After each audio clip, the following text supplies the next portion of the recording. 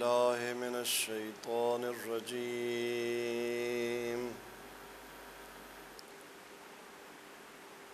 بسم الله الرحمن الرحيم.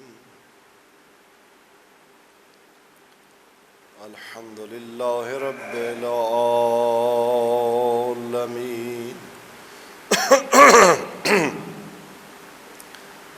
بارئ الخلائق أجمعين.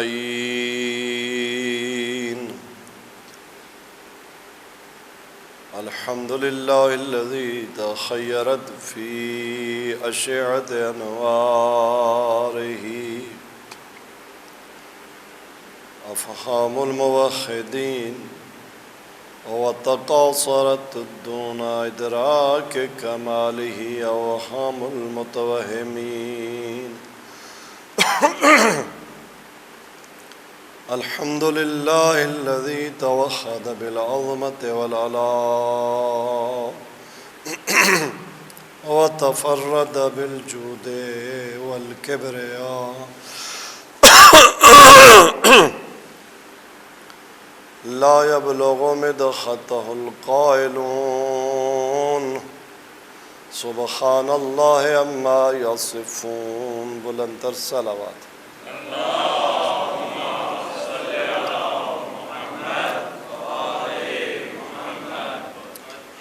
ثم الصلاة والسلام على سيد الأنبياء والمرسلين أبي القاسم محمد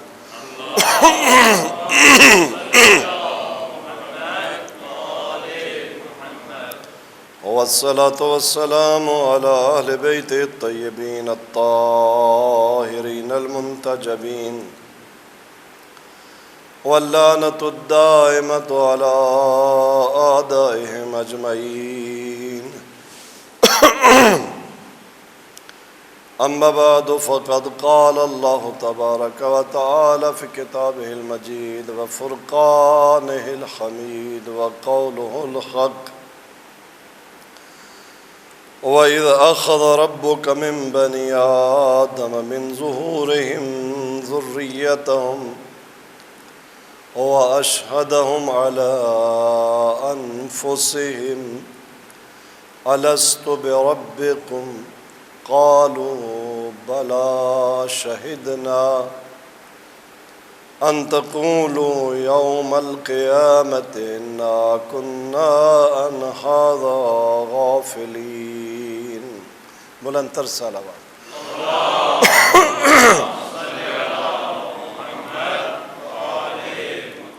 کل کی مجلس میں ہم اس نتیجے پر پہنچے تھے کہ انسان کا جو من ہے، انسان کا جو میں ہے، انسان کا جو نفس ہے، انسان کا سیلف، اس کی ایگو، یہ آئینہ حق نما ہے. اس آئینے کو اگر انسان اپنے سامنے رکھ لے تو اس آئینے میں اپنے رب کا مشاہدہ کرتا ہے. اس انسان کی محدود سی ہستی، اس انسان کی چند دن کی زندگی، اس انسان کی وہ خود آگہی اور وہ علم جس کا آغاز پرسوں ہوا: وَاللَّهُ أَخْرَجَكُم مِّن بُطُونِ أُمَّهَاتِكُمْ لَا تَعْلَمُونَ شَيْئًا. جب ماں کے بطن سے پیدا ہوا، لا تعلمون شیئا، کچھ بھی نہیں جانتا تھا. لا تعلمون شیئا کا مصداق. اس کا ارادہ اور اختیار انتہائی کمزور. اگر اس انسان سے پوچھا جائے یہ جو محدود سی ہستی ہے، چند دن کی زندگی ہے، کہیں سے مانگا ہوا علم اور آگہی ہے، یہ انتہائی کمزور ارادہ کچھ نہ تھا کہاں سے آیا؟ تو انسان یہی جواب دے گا کہ ایک لامتناہی ہستی ہے جس کی ہستی کسی غیر سے لی ہوئی نہیں ہے، ایک لامتناہی حیات ہے جس کی زندگی کسی سے لی ہوئی خیرات نہیں ہے، ذاتی ہے، ایک لامحدود علم ہے، ایک ایسا ارادہ کہ کن کہنا نہیں پڑتا، ترجمانی ہے ارادے کی، فیکون ہو جاتا ہے۔ میری یہ محدود سی زندگی، میری یہ محدود سی ہستی، میرا یہ محدود سا علم، میری یہ محدود سی خود آگہی، میرا یہ محدود سا ارادہ، میرا یہ محدود سا اختیار، یہ ایک دائمی فیض ہے جو اس کے در سے آ رہا ہے۔ اگر ایک لمحہ کے لیے یہ فیض رک جائے، میں تو کیا یہ زمین و آسمان نابود ہو جائیں، یہ ریزہ ریزہ ہو جائیں، ان کا مادہ بھی باقی نہ رہے، پس انسان وہ آئینہ ہے، نفس وہ آئینہ ہے جس میں رب کی اہم صفات ثبوتیہ کی تجلی نظر آتی ہے۔ تبھی تو میرے مولا امام حسین علیہ السلام کا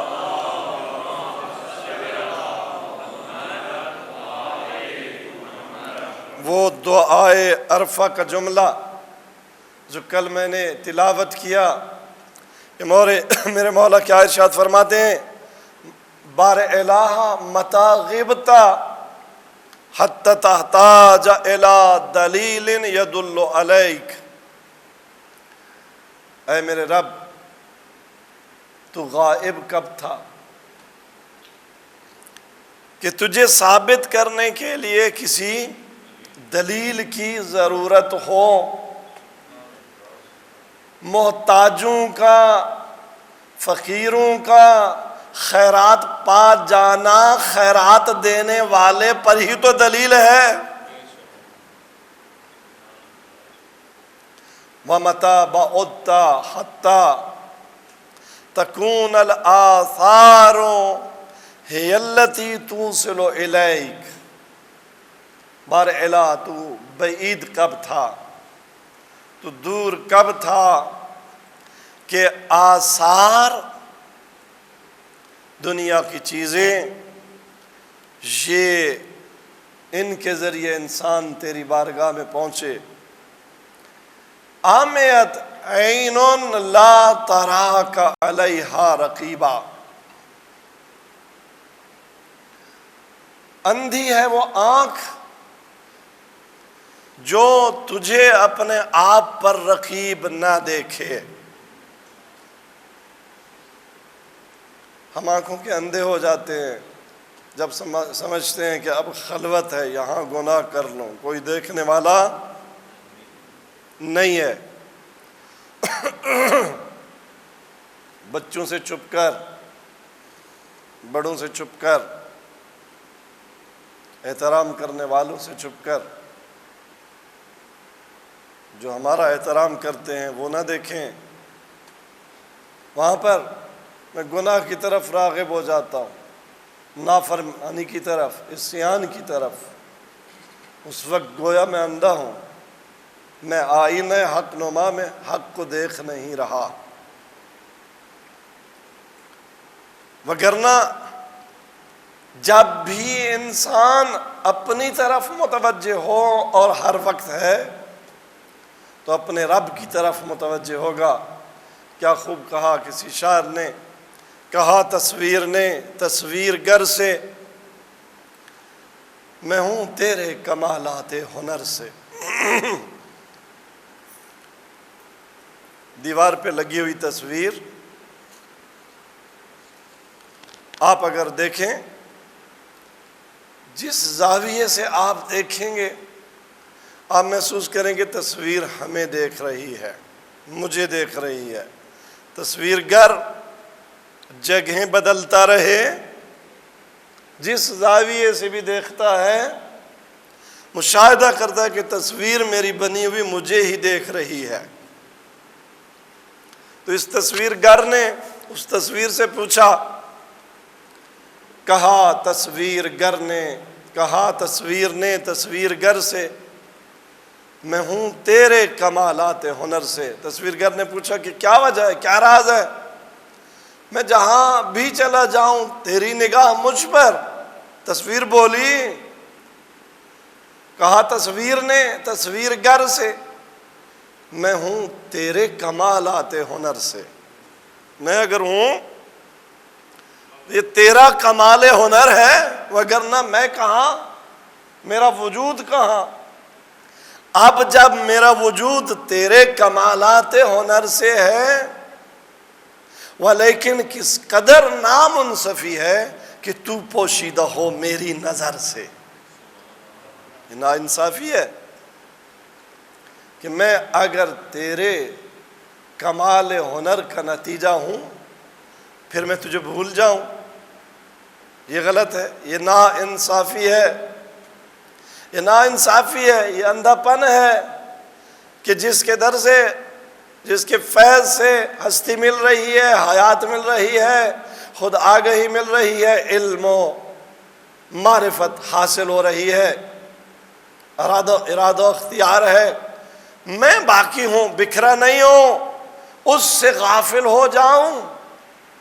اسی غفلت سے جگانے کے لیے تو عہد الست لیا گیا تھا، الست بربکم، کیا میں تمہارا رب نہیں ہوں؟ قالوا بلا شہدنا ان تقولوا یوم القیامہ انا کنا عن ھذا غافلین۔ خدا نے ارشاد فرمایا، دیکھو میں نے تم سے یہ عہد کیوں لیا ہے، تمہیں تمہارے نفوس میں اپنی تجلی کیوں کرائی ہے۔ ایسا نہ ہو کہ قیامت کے دن یہ بہانہ لے کر آنا، ان تقولوا یوم القیامہ انا کنا عن ھذا غافلین، کہ ہم تو اس مطلب سے غفلت میں تھے، ہم نے تو اپنے اندر کبھی جھانک کے دیکھا بھی نہیں تھا، ہم نے تو سیلف سٹڈی، اپنا مطالعہ، اپنی ذات کا تجزیہ و تحلیل نہیں کیا تھا، بہرحال ہم تو غافل رہ گئے۔ نہیں، یہ عہد لے لیا گیا ہے کہ بروز قیامت یہ بہانہ پیش نہ کرنا کہ ہم غافل رہ گئے۔ عزیزان گرامی، غفلت وہ بیماری ہے، وہ اخلاقی بیماری ہے کہ جو جہنم میں جانے کا سبب بنتی ہے۔ وَلَقَدْ ذَرَأْنَا لِجَهَنَّمَ كَثِيرًا مِنَ الْجِنِّ وَالْإِنسِ لَهُمْ قُلُوبٌ لَا يَفْقَهُونَ بِهَا، جہنم کے لیے بہت سارے جن و انس جہنم کے ایندھن کے طور پر آمادہ، یہ جہنم میں ڈالے جائیں گے۔ کون؟ لہم قلوب لا یفقہون بہا، جس کے پاس قلب ہے اس قلب سے فہم و فراست حاصل نہیں کرتا، عقل ہے غور و فکر نہیں کرتا۔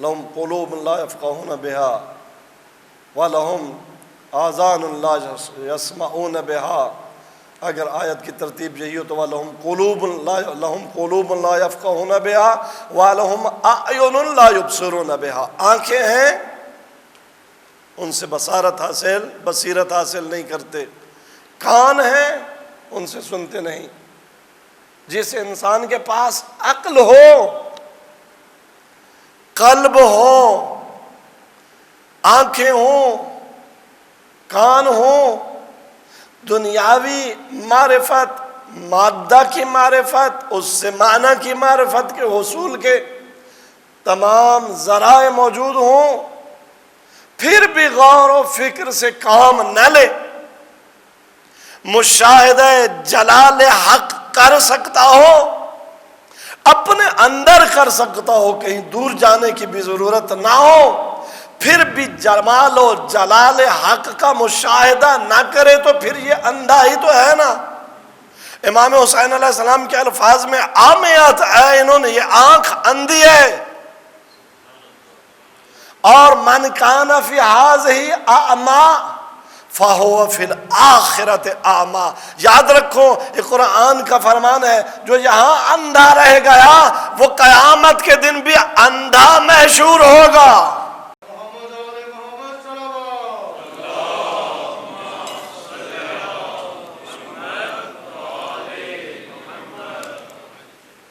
پھر قیامت کے دن شکوہ کرے گا، رب لما حشرتنی اعمی وقد کنت بصیرا، خدایا دنیا میں بصیر تھا، میں بینا تھا، تو نے مجھے محشر میں اندھا کیوں محشور کیا؟ قال كذلك اتتك آیاتنا فنسیتها فكذلك اليوم تنسى۔ پھر جواب یہ آئے گا کہ میری آیات تیرے پاس نہیں آئی تھی کیا؟ تو خود میری آیت کبریٰ تھی، لیکن تو نے بھلا دیا تھا میری آیات کو، کبھی غور کیا میری آیات میں؟ دنیا میں بھیجا اس لیے تھا، بس دنیا میں تو نے میری آیات کو بھلایا، آج میں نے تجھے بھلا دیا۔ یہ تیرے عمل کا نتیجہ ہے کہ تم میدان محشر میں اندھا وارد ہو رہا ہے۔ ایک دفعہ مل کر بلند آواز میں صلوات پڑھیں۔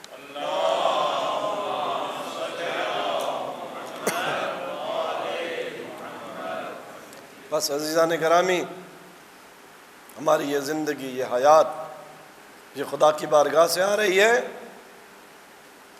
اور اگر ہم نے تأمل و تفکر کے ذریعے اپنے نفس میں، آفاق میں تجلی حق کا مشاہدہ نہ کیا، حق سے غافل ہو گئے، تو اولئک کالانعام، پھر ہم نے اور حیوانوں میں کوئی فرق نہیں ہے، بل ہم اضل، بلکہ ہم حیوانوں سے بھی پستر ہیں۔ ان کے پاس شناخت کی یہ اہلیت نہیں، ہمارے پاس ہے۔ اہلیت ہوتے ہوئے اس سے استفادہ نہ کرنا یہ بڑا جرم ہے۔ اس کے پاس اہلیت ہی نہیں، وہ جرم ہی نہیں ہے، وہ جرم شمار نہیں ہوتا۔ جرم وہی ہے جہاں اہلیت ہو اور انسان استفادہ نہ کرے۔ جب انسان اس اہلیت سے استفادہ نہیں کرتا، نور حق کا مشاہدہ نہیں کرتا، اپنے آپ کو مقام فقر پر نہیں دیکھتا، تو اس کے ذہن میں ایک گمان آ جاتا ہے کہ میں غنی ہوں، میں خود مالک ہوں، میں محتاج نہیں ہوں۔ یہ غنا کا احساس فساد کی ابتدا اور جڑ ہے۔ تبھی تو ہر وقت انسان کو توجہ رکھنی چاہیے کہ میرا وجود، میری حیات، میری زندگی، میرا علم، میرا ارادہ، میرا اختیار، میری بقا، یہ سب کچھ محتاج ہے۔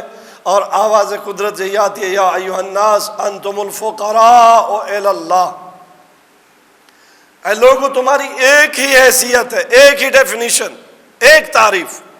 اگر کوئی پوچھے کہ انسان کی تعریف کیا ہے، میری تعریف کیا ہے، یہ کہہ دو فقر محض، الفقراء الی اللہ، واللہ هو الغنی الحمید۔ غنی کون ہے؟ اللہ تبارک تعالیٰ ہے۔ یہ وہی فقر جس کے بارے میں سرکار مصطفیٰ حضرت محمد مصطفیٰ صلی اللہ علیہ وسلم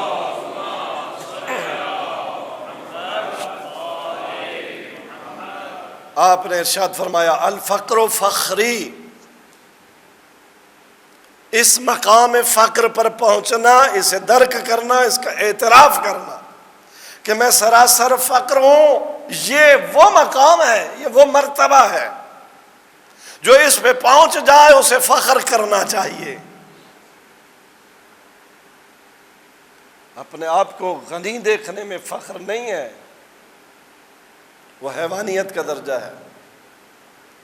اپنے آپ کو فقیر دیکھنا بارگاہ ربوبی کا، یہ فخر کا مقام ہے۔ الفقر فخری۔ اور مولا امام حسین علیہ الصلوۃ والسلام کا یہ نورانی فرمان بھی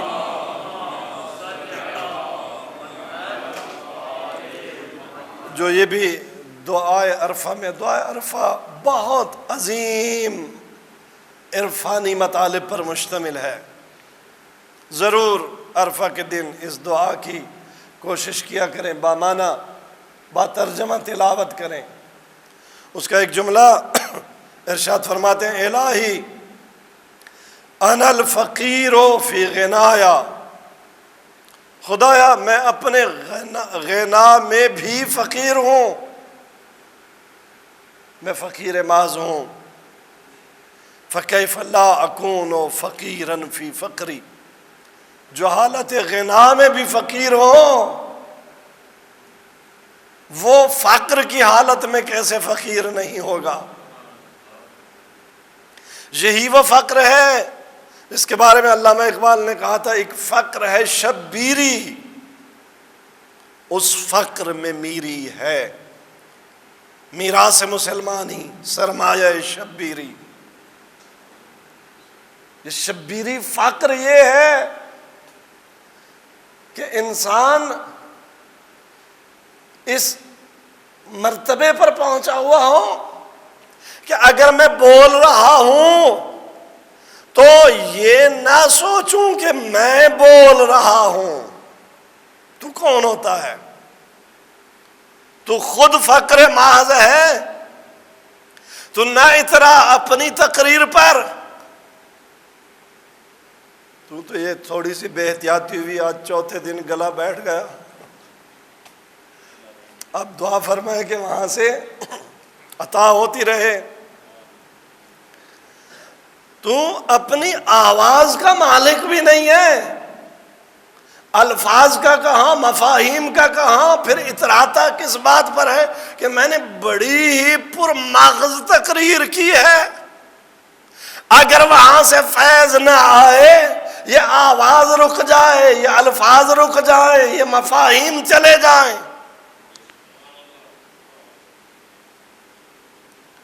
ہر آن تو فقیر ہے۔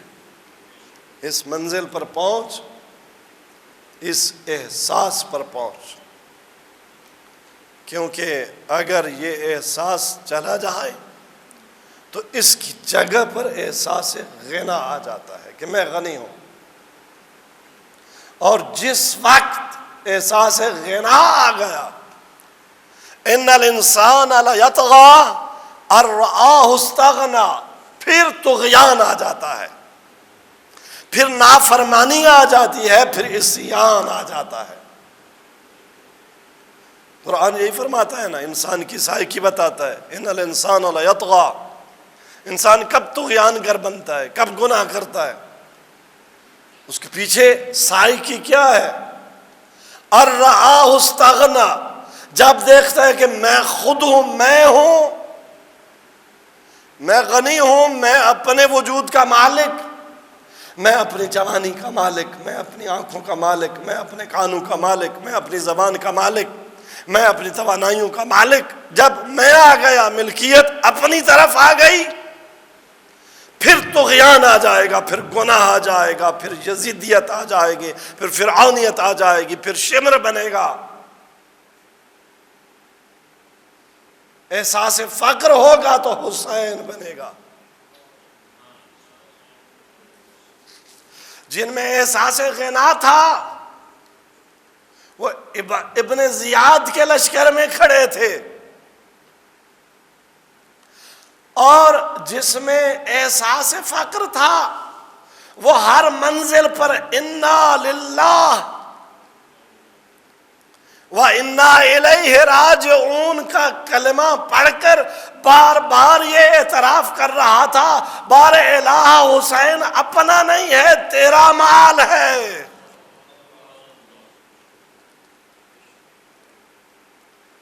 جب یہ احساس آتا ہے تو پھر حسین کربلا میں علی اصغر سے لے کر علی اکبر تک کی قربانی آسانی سے پیش کر دیتے۔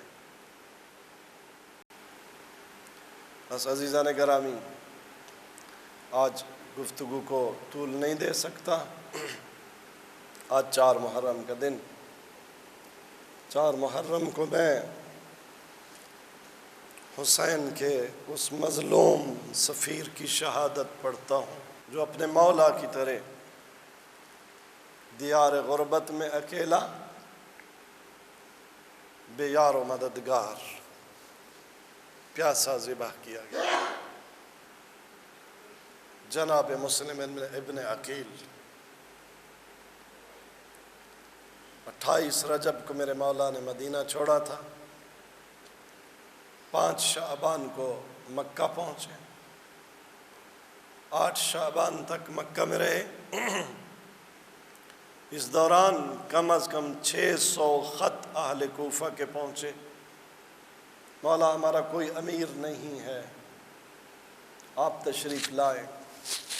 آپ نے اپنے بھائی جناب مسلم ابن عقیل کو بھیجا، ایک خط ساتھ دیا کہ مجھے تمہارے قاصدوں نے جو بتایا ہے، تم نے اپنے خطوط میں جو لکھا ہے، میں اپنے بھائی مسلم کو بھیج رہا ہوں۔ اگر تم نے مسلم کے ہاتھ پر بیعت کر لی، مسلم کو امیر قبول کر لیا، تو میں بھی جلد آ جاؤں گا۔ امام وہی ہے جو اللہ کے فرمان کا پابند ہو۔ یہ خط میرے مولا نے مسلم کو دے کے کوفہ روانہ کیا۔ جناب مسلم کوفہ آئے، 12,000 تک کی روایات ہیں، 18,000 تک، کتنے لوگوں نے جناب مسلم کے ہاتھ پر بیعت کی۔ اتنے میں ابن زیاد ملعون وارد کوفہ ہوا، اس نے ایک پروپیگنڈا کیا کہ میرے پیچھے یزید کی ایک بہت بڑی فوج آ رہی ہے۔ ایک طرف یہ پروپیگنڈا، دوسری طرف دینار درہم لوگوں میں بانٹنا شروع کر دیے۔ خوف کی وجہ سے اور لالچ، 2 باتوں میں آ کر اہل کوفہ نے مسلم کو چھوڑنا شروع کر دیا۔ ایک وقت حسین کے سفیر پر ایسا آیا کہ 4,000 کا وہ لشکر جو آپ کے ساتھ نکلا تھا، شام کو جب دروازہ کندہ پر پہنچے تو ساتھ کوئی نہیں ہے، اکیلا رہ گیا مسلم۔ ایک گھر کے دروازے پہ پناہ لی، ایک بی بی نے گھر کا دروازہ کھولا، دیکھا کہ کوئی شخص دروازے پہ بیٹھا ہے۔ کہنے لگی کوفہ کے حالات ٹھیک نہیں ہے، اے شخص تو کون ہے، کیوں بیٹھا ہے میرے دروازے پر، چلا جا یہاں سے۔ کہا بی بی میں پیاسا ہوں، کوئی پانی مل سکتا ہے؟ جناب تو آپ پانی پیش کیا، دیکھا پھر بھی جانے والا جا نہیں رہا، وہیں بیٹھا ہے۔ پوچھا بھائی، میں نے کہا یہاں سے چلے جاؤ، میرے گھر کے دروازے پر نہ بیٹھو۔ کہنے لگے بی بی اگر میرا کوئی گھر ہوتا تو میں چلا جاتا، میں مسافر ہوں، پردیسی ہوں، میرا کوئی گھر نہیں ہے۔ پوچھا تو کون ہے؟ اس وقت تعارف کروایا، میں حسین کا سفیر مسلم ابن عقیل ہوں۔ جب یہ سنا بی بی نے اپنے گھر کا دروازہ کھول دیا، پناہ دی۔ جناب مسلم تو کے گھر میں مصلی عبادت پر آئے، ساری رات عبادت میں گزار دی۔ رات کے کسی پار مسلم کی آنکھ لگی عالم خواب میں کیا دیکھا؟ مولا امیر المومنین ہے، فرما رہے ہیں مسلم تو ہمارا مہمان ہے، جلدی آ۔ اب جو آنکھ کھولی نہ سمجھ گئے کہ میری آخری رات ہے زندگی کی، میں نے شہید ہو جانا ہے۔ ادھر بلال ملعون نے جا کر مخبری کی، 70 جنگجو لے کر محمد ابن اشعث ملعون تو آ کے گھر کا اس نے محاصرہ کیا۔ اب جناب مسلم نے تلوار سنبھالی، گھر سے نکلنا چاہا تو نے کہا یہیں پر آپ زیادہ محفوظ ہیں؟ کہا نہیں، ہم آپ کے گھر کی حرمت پامال نہیں ہونے دیں گے۔ ازادر و عباس علمدار کا بھائی میدان میں اترا، مکانوں کی چھتوں سے پتھر مارے جا رہے ہیں، ہر طرف فوج ہے، لیکن حسین کا سفیر اس شجاعت سے لڑ رہا ہے کہ 70 میں سے 45 فوجیوں کو فی النار والسقر کیا۔ ابن اشعث نے پیغام بھیجا دربار میں کہ اور فوج، کہا گیا ملعون ایک ہی تو مسلم کو پکڑنا ہے، کتنی فوج چاہیے؟ کہا تجھے نہیں معلوم کیا تو نے کوئی کوفہ کا سبزی فروش پکڑنے کے لیے مجھے بھیجا ہے؟ یہ تو غراتا ہوا شیر ہے، یہ تو شمشیر اور حملوں کی برسات ہے، یہ تو خیر الانام کی اولاد ہے۔ اور فوج بھیجی گئی، مسلم جنگ لڑ رہے ہیں لیکن گرفتار نہیں ہو رہے۔ ایک چال چلی گئی، ایک گڑھا کھودا گیا، مسلم پیچھے ہٹتے ہوئے ازادہ رو اس گڑھے میں گرے۔ اب مسلم کو گرفتار کر کے دارالامارہ لایا گیا۔ حالت یہ ہے کہ زخموں پر زخم ہے، خون رس رہا ہے، ہونٹ کٹا ہوا ہے، اس سے خون بہ رہا ہے، پیاس نے مجبور کیا۔ جناب مسلم نے پانی مانگا، پانی کا کٹورا پیش کیا گیا، جب منہ سے لگایا پانی خون آلود ہوا۔ مسلم نے یہ پانی شریعت مصطفیٰ کے پاس میں اونڈیل دیا۔ دوسرا کٹورا یہ خون آلود، تیسرا، جب تیسرا کٹورا خون آلود ہوا، مسلم نے کہا میری مقدر میں نہیں ہے، اگر مقدر میں ہوتا پانی پینا تو میں پانی پیتا۔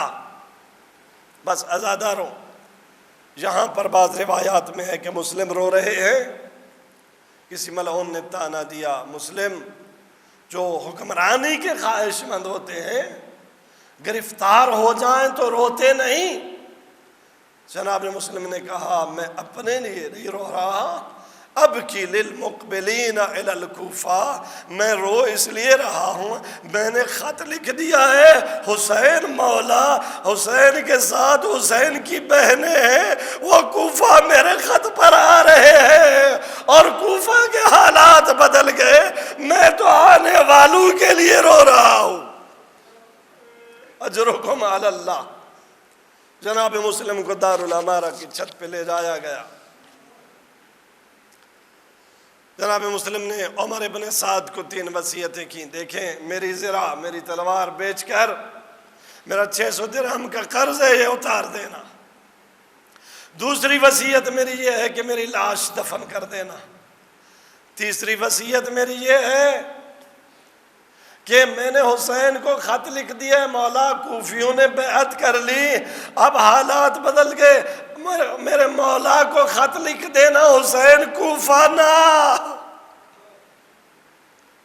یہ وصیتیں کی۔ جناب مسلم نے 2 رکعت نماز ادا کی۔ جناب مسلم نے مکہ کا رخ کیا، اپنے مولا حسین پر سلام بھیجا۔ اب عزادر و دار عمارہ کی چھت سے جلاد نے وار کیا، جناب مسلم کا سر چھت سے زمین پر گرا، اس کے بعد جناب مسلم کی لاش گرائی گئی۔ یہاں بعض اہل منبر پڑھتے ہیں کہ یہ پہلا سر گر رہا تھا کہ جس کے سامنے بقیہ جناب زہرا نے جنت چھوڑ کر آج کوفہ کے دارالعمارہ میں اپنی گود پھیلائی تھی۔ میرے حسین کا سفیر ماں زہرا کی گود حاضر ہے۔ اجرکم علی اللہ۔ بس آزادہ رو ادھر امام حسین مقام صلبیہ پر پہنچے، دیکھا کوفہ سے ایک شخص آ رہا ہے، قاصد بھیجا، اسے اپنے خیمے میں بلایا، پوچھا تو کوفہ سے آ رہا ہے، ذرا مجھے کوفہ کے حالات بتا۔ کہنے لگا مولا اس لیے تو میں آپ سے ملاقات نہیں کرنا چاہ رہا تھا، کوفہ کے حالات بدل گئے، بس اتنا سن لیجئے جب میں نے کوفہ چھوڑا تو مسلم اور ہانی کے پاؤں میں رسیاں تھی اور ان کی لاشوں کو کوفہ کی گلیوں میں گھسیٹا جا رہا تھا۔ جب یہ حسین مظلوم نے سنا، مسلم کی بیٹی کو بلایا، اپنے زانوں پہ بٹھایا، سر پر شفقت کا ہاتھ پھیر رہے ہیں۔ ایک دفعہ بی بی متوجہ ہوئی، کہا ماموں جان اس طرح سے پیار کر رہے ہو جیسے میرا بابا شہید ہو گیا۔